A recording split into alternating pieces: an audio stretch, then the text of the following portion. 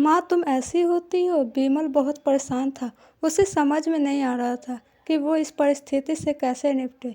वो अपनी माँ को बहुत चाहता था, किंतु उसकी पत्नी और बच्चे उसकी माँ से बहुत दूर भागते थे, क्योंकि उसकी माँ की एक आंख नहीं थी। साथ ही उसकी कमर भी 90 अंश पर झुकी थी। वैसे वह अपना काम सब खुद कर लेती है, किंतु फिर भी वो उसकी पत्नी और बच्चों के लिए हमेशा खटकती है। कामनी को भी बहुत पश्चाताप हो रहा था, किंतु उसकी हिम्मत नहीं हो रही थी कि वो सरस्वती से आंख मिलाए। दादी, आप ऊपर के कमरे में जाओ, मेरे दोस्त आ रहे हैं। विमल के बेटे अखिल ने बड़े बेरुखी से कहा। पर बेटा, मैं तो यहाँ बहुत दूर बैठी हूँ। विमल की माँ ने बहुत प्यार से कहा। नहीं, आप उनके सामने मत रहो, वो मुझे चिढ़ाते हैं। अखिल ने जोर से डांटते हुए कहा। क्या हुआ अखिल, क्यों चिल्ला रहे हो? विमल की पत्नी कामनी ने किचन से ही आवाज़ लगाई। देखो ना माँ, ये दादी यहीं ड्राइंग रूम में बैठी है और मेरे दोस्त आ रहे हैं। अखिल ने शिकायत भरे लहजे में कहा। माँ जी, आप ऊपर चली जाओ, क्यों हम लोगों को लजवाती हो? कामनी ने बेटे का पक्ष लेते हुए कहा। बेचारी सरस्वती चुपचाप उठकर जीने के सहारे ऊपर जाने लगी। कमर झुकी होने के कारण उन्हें ऊपर चढ़ने में बहुत परेशानी हो रही थी, किंतु वो पूरी ताकत से ऊपर के एक अकेले कोने वाले कमरे में जाकर बैठ गई। विमल बाजू के कमरे से सब सुन रहा था। उसे कष्ट हो रहा था कि उसकी माँ को अपमानित होना पड़ रहा है, किंतु वो असहाय था। अगर वो कुछ कहता तो पत्नी और बच्चे उसका विरोध करने लगते हैं। दूसरे उनके तर्क भी सही लगते हैं, चूँकि वो एक प्रशासनिक अधिकारी था। उसका सामाजिक स्तर बहुत ऊंचा था। उसकी ससुराल भी एक उच्च घराने में थी, अतः वह चुपचाप इस तरह हर दिन अपनी माँ को अपमानित होते देखता रहता था। रात को विमल की पत्नी ने कहा। देखो जी, अब कुछ करो। कल कलेक्टर साहब की पत्नी आई थी। माँ जी अपनी देसी धुन धारा में उनसे मिली। मुझे बहुत शर्म आ रही थी, बताते हुए कि ये मेरी सास है। मैंने कह दिया, दूर के रिश्तेदार हैं, इलाज करवाने आई है। विमल को रोना आ गया, किंतु फिर भी वह चुप रहा। उसे समझ में नहीं आ रहा था कि वो क्या करे। अपने बेटे की मनः स्थिति को सरस्वती अच्छी तरह से जानती थी और बेटे को कोई कष्ट न हो इसके लिए वो हर बात को चुपचाप सह लेती थी। विमल बहुत उदास रहने लगा। एक तरफ परिवार और सामाजिक स्तर पर जीने की प्रतिबद्धता थी, तो दूसरी ओर आखिर माँ से अपने बेटे की यह हालत नहीं देखी गई।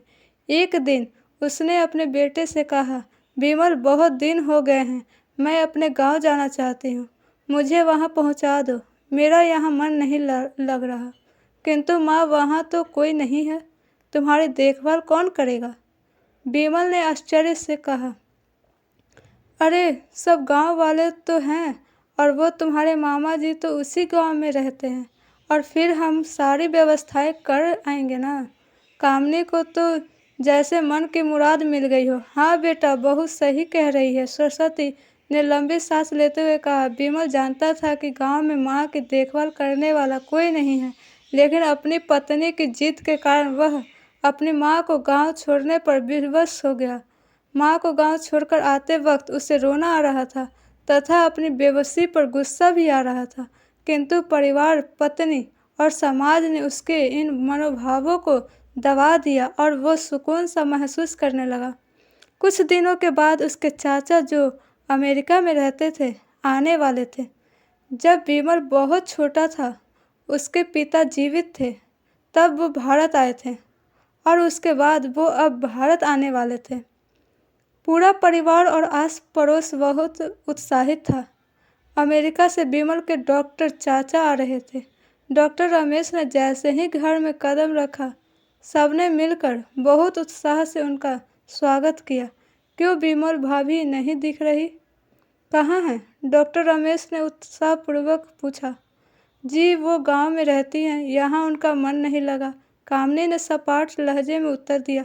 डॉक्टर रमेश ने विमल की ओर देखा तो विमल ने अपनी आंखें झुका ली। डॉक्टर रमेश सब समझ गए। बोले, कल हम भाभी से मिलने गांव चलेंगे सब लोग। दूसरे दिन सभी लोग गांव के घर में पहुंचे। देखा कि सरस्वती को बहुत तेज बुखार है और वो पलंग पर असहाय पड़ी है। डॉक्टर रमेश दौड़कर सरस्वती के पास गए, उनके पैर छूकर रोने लगे। सरस्वती की यह हालत उनकी कल्पना से परे थी। वाह बेटा विमल, तूने तो नाम उजागर कर दिया। अपनी माँ की ये हालत देखकर तुझे तो शर्म भी नहीं आई होगी। डॉक्टर रमेश ने विमल को लगभग डांटते हुए कहा, नहीं देवर जी, विमल का कोई दोष नहीं है, मैं खुद गांव आई थी। सरस्वती ने अपने बेटे का बचाव किया। मुझे सब पता चल गया भाभी, आप चुप रहो। क्यों? बहुत तुम्हें अपनी सास की क्रूरता पसंद नहीं आई? समाज में तुम्हें नीचा देखना पड़ता है ना? डॉक्टर रमेश ने कामनी की ओर व्यंग से देखा। कामनी निरंतर होकर विमल को देखने लगी। आज तुम जिस सामाजिक स्तर पर हो वो इन्हीं के संघर्षों के देन है। और बेटा विमल, तुम्हें शायद मालूम न हो कि बचपन में जब तुम 1 साल के थे तब छत से नीचे गिरने के कारण तुम्हारी एक आंख फूट गई थी और तुम्हारी रीढ़ की हड्डी में भी समस्या थी। तब तुम्हारी इस कुरूप माँ ने अपनी एक आंख और अपना बोन मेरो तुम्हें देकर इतना सुंदर स्वरूप दिया था। कामनी बेटा, इतने सालों तक संघर्ष करके बेटे को प्रशासनिक अधिकारी बनाने वाली इस संघर्षशील औरत की तुम लोगों ने यह दशा कर दी। तुम्हें ईश्वर कभी माफ़ नहीं करेगा। डॉक्टर रमेश की आंखों से आंसू जलधारा बह रही थी। अब भाभी, आप मेरे साथ अमेरिका जाएंगी, यहाँ इन स्वार्थी लोगों के बीच नहीं रहेंगी। डॉक्टर रमेश ने सरस्वती से पूछा, विमल को तो काटो तो खून नहीं था। डॉक्टर रमेश जो उसके चाचा थे, उन्होंने जो राज बताया उसके बाद तो विमल को यही लग रहा था कि उससे ज़्यादा पापी इंसान इस दुनिया में कोई और है ही नहीं। वह दौड़ता गया और माँ सरस्वती के कदमों से लिपट गया। माँ, मेरा अपराध अक्षम्य है। मैं जानबूझकर चुप्पी साधे रहा, आपका अपमान करवाता रहा। अब सिर्फ आप ही उस घर में मेरे साथ रहेंगी और कोई नहीं। विमल ने आग्नेय दृष्टि से अपनी पत्नी और बच्चे को देखा। कामनी को भी बहुत पश्चाताप हो रहा था, किंतु उसकी हिम्मत नहीं हो रही थी कि वो सरस्वती से आंख मिलाए।